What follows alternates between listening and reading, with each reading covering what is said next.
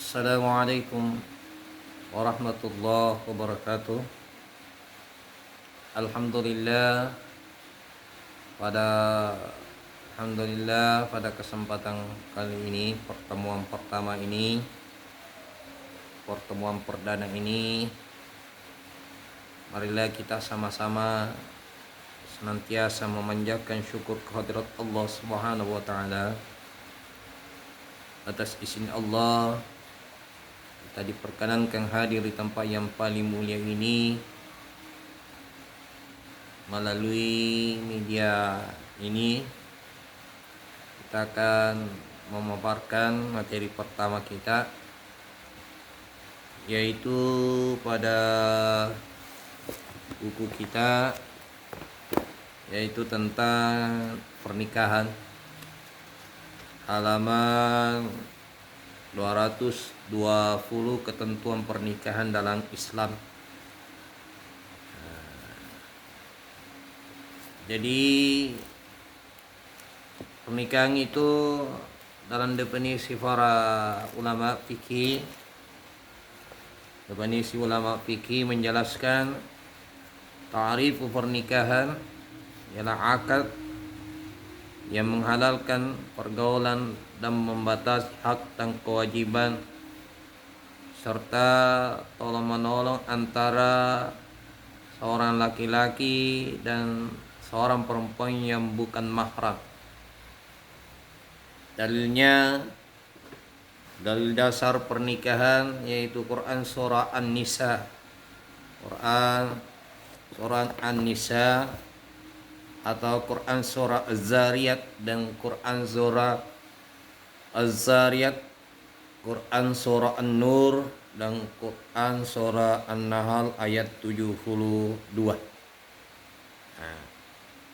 Allah Subhanahu wa taala berfirman di dalam ayat Quran surah Az-Zariyat ayat 49, wa min kulli syai'in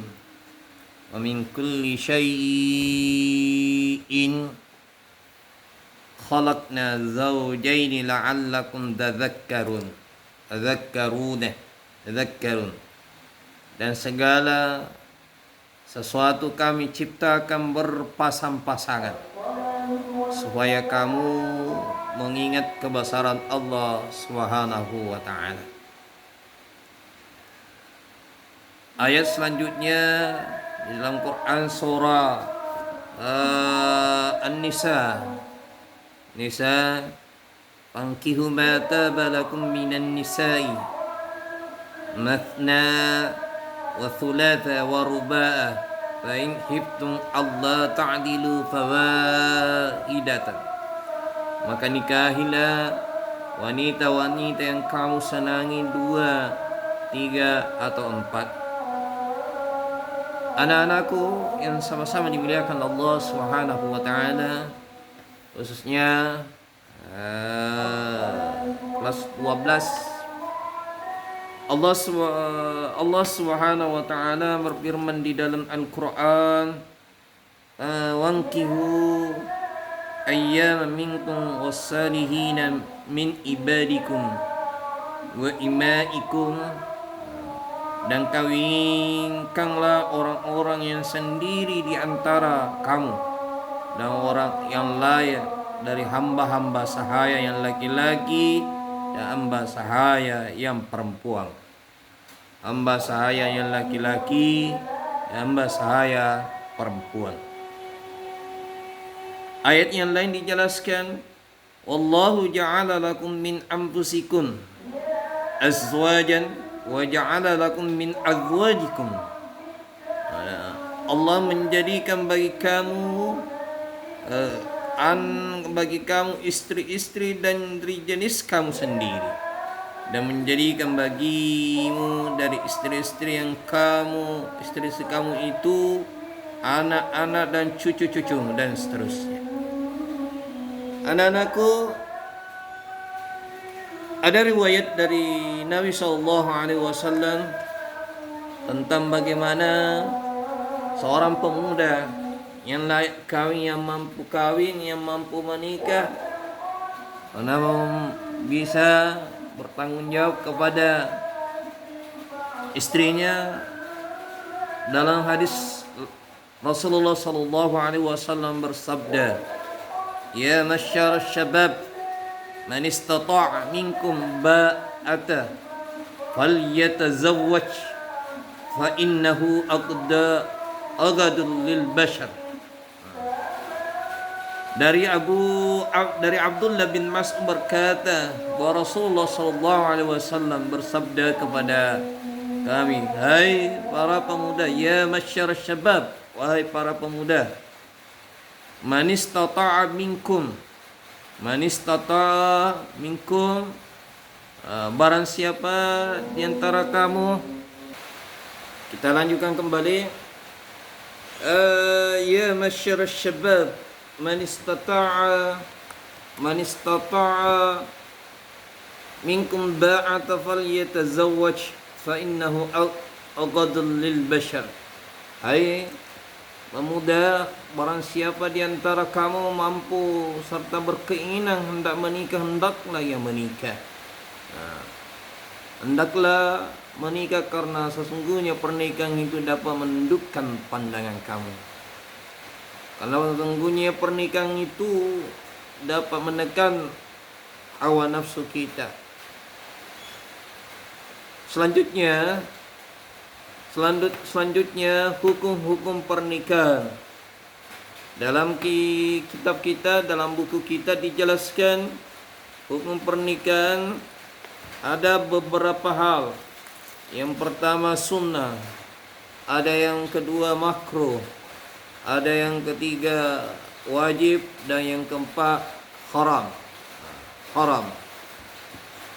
Yang pertama sunnah. Hukum pernikahan menjadi sunnah bagi mereka yang berkeinginan menikah dan mempunyai kemampuan untuk membiayai keluarga dan mengurusi rumah tangganya. Sudah ada keinginan, sudah mampu memberikan sandang pangan dan papan kepada istrinya, maka dia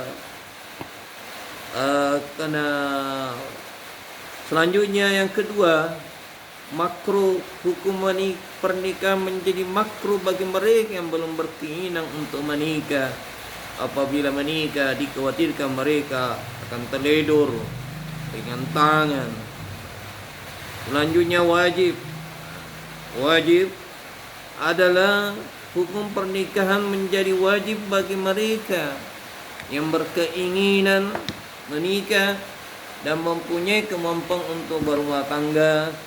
Apabila tidak segera menikah, mereka dikhawatirkan untuk berzina. Bukan hanya zina yang dibawa itu, tapi zina mata, zina hati, zina telinga, zina mulut. Selanjutnya haram. Hukum pernikahan menjadi haram bagi mereka yang mempunyai niat jelek, ringan tangan dalam pernikahan, ingin membalas dendam kepada perempuan itu. Segala amal yang dikerjakan oleh manusia pasti ada hikmahnya. Adapun hikmah pernikahan, satu, merupakan jalan keluar yang paling baik untuk memenuhi kebutuhan seksual. Yang kedua, mempererat tali keluarga yang dilandasi rasa saling menyayangi. Yang dulunya tidak erat dengan silaturahmi kepada keluarga, sekarang dengan tali pernikahan mereka akan diperkukuh dengan melalui pernikahan. Selanjutnya yang ketiga merupakan jalan terbaik untuk memuliakan anak. Dengan menikah, seorang bisa memperbaiki keturunan, memelihara nasabnya, memelihara keturunan, memelihara agama Allah Subhanahu wa taala, dan memperbanyak umat baginda Rasulullah sallallahu alaihi wasallam. Kata Nabi, nikahu sunnati faman ragiba an sunnati falaysa minni. Menikah itu adalah sunnahku, dan barang siapa yang tidak menyukai sunnahku, maka tidak termasuk golonganku. Banyak hadis tentang anjuran untuk menikah, termasuk ayat tentang anjuran untuk menikah.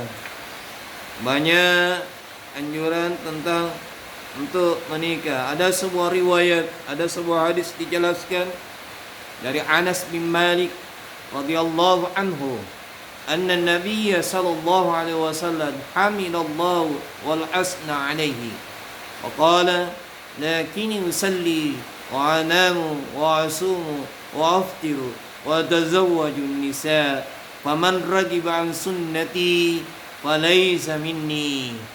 Dari Anas bin Malik bahwa Nabi sallallahu alaihi wasallam setelah memuji Allah, menyanjungnya, beliau bersabda, tetapi aku salat, tetapi aku tidur, tetapi aku puasa, dan aku menikah. Barang siapa yang membenci sunnahku, maka ia tidak termasuk umatku.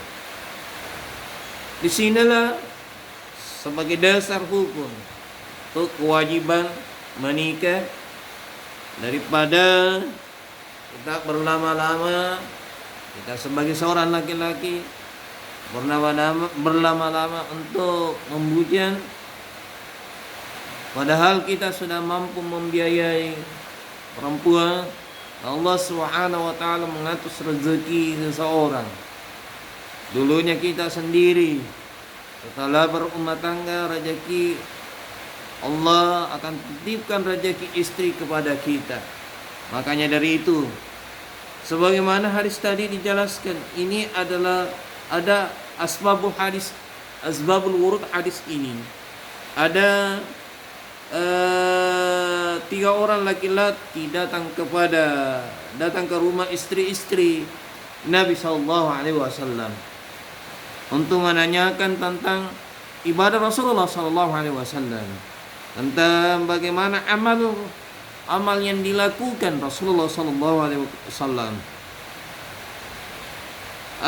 Laki-laki pertama bertanya seperti itu, bahwa saya ingin puasa selamanya, saya ingin puasa, saya ingin beramal terus menerus, saya ingin salat malam terus menerus, saya ingin. Orang ketiga, adapun orang-orang pertama, orang kedua, saya akan berpuasa sepanjang tahun dan tidak akan berbuka puasa. Orang ketiga mengatakan, saya akan salat sepanjang tahun. Dan orang keempat mengatakan, saya tidak menikah. Kata Rasulullah sallallahu alaihi wasallam, kata Rasulullah, "Faman ragiba an sunnati falaysa minni." Maka Rasulullah sallallahu alaihi wasallam datang kepada mereka lalu berkata, kalian telah berkata begini-begini. Perhatikan, sesungguhnya kata Rasulullah, demi Allah, saya adalah orang yang paling takut kepada Allah Subhanahu wa taala. Tetapi saya menikah, saya puasa, saya beribadah, dan saya juga menikah. Anak-anakku, Allah Subhanahu wa taala mengatakan, yuridullahu bikumul yusra wa la yuridu bikumul usra. Allah menghendaki kemudahan bagimu dan tidak menghendaki kesukaran bagimu. Itulah beberapa hal yang kaitannya tentang pernikahan. Apa tujuan kita untuk menikah? Yang pertama, kata Rasul dalam sebuah ayat, tujuan yang pertama yaitu untuk memperoleh rasa cinta dan kasih sayang. Wa min ayatihi anna khalaqa lakum min anfusikum azwajan litaskunu ilaiha wa ja'ala bainakum mawaddatan wa rahmah. Inna bi dzalika laayatin liqaumin yatafakkarun. Tujuan yang pertama adalah untuk memperoleh rasa cinta, rasa kasih sayang. Tujuan yang kedua, dalam ayat tadi dijelaskan Quran surah Ar-Rum ayat 21, dan diantara tanda kekuasaannya dialah menciptakan untukmu istri-istri jenis sendiri supaya cenderung merasa tentram kepadanya. Dan dijadikan diantaramu rasa kasih sayang Sesungguhnya pada demikian itu benar-benar terdapat tanda-tanda bagi orang-orang yang berpikir. Tujuan yang kedua adalah mengikuti sunnah Rasulullah sallallahu alaihi wasallam. Dan ini adalah sunnah Rasulullah sebagaimana yang telah kita katakan tadi, an-nikahu sunnati, faman ragiba sunnati falaysa minni. Menikah itu adalah sunnahku. Barang siapa yang tidak menyukai sunnahku, maka tidak termasuk golonganku. Yang jelasnya kalau kita sudah mampu persoalan biaya, memberikan nafkah rohani dan batinnya, maka lakukanlah, jangan ditunda-tunda. Selanjutnya dalam hadis lain Rasulullah SAW menikah dengan perempuan, ya. Dalam hadis lain dijelaskan Rasulullah SAW bersabda, nikahilah perempuan itu 4 hal. Yang pertama karena hartanya, yang kedua karena keturunannya, yang selanjutnya kecantikannya, selanjutnya karena agamanya. Niscaya maka pilihlah karena agamanya, niscaya kamu beruntung. Ini penegasan kriteria perempuan, kriteria laki-laki yang berhak kita nikahi. Tujuan selanjutnya untuk memenuhi kebutuhan seksual.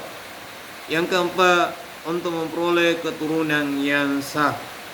Selanjutnya untuk memperoleh kebahagiaan dan ketentraman hidup. Rabbana atina fid dunya hasanah wa fil akhirati hasanah wa qina azabannar. Yang ketujuh, untuk mewujudkan keluarga bahagia di dunia, bahagia di akhirat.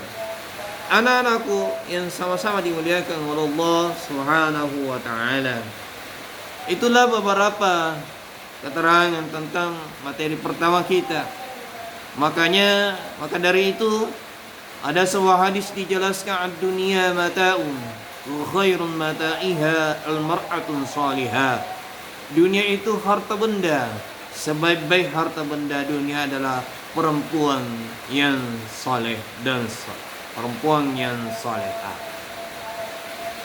Faedah yang kita ambil pernikahan ialah untuk menjaga, memelihara perempuan yang bersifat lemah itu dari kebinasan. Sebab seorang perempuan apabila ia sudah menikah, maka nafkahnya, biayanya wajib ditanggung suaminya. Anak-anakku yang sama-sama dimuliakan Allah Subhanahu wa taala. Kita kembali mengulas waman ragiba an sunnati. Waman ragiba an sunnati falaysa minni.